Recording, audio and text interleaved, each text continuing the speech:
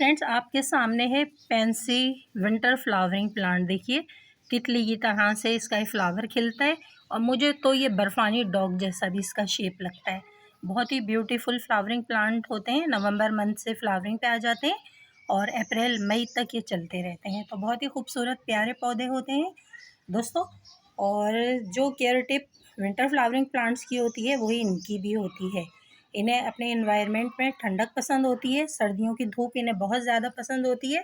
बहुत सारे रंगों में आते हैं पेंसी फ्लावर्स प्लांट।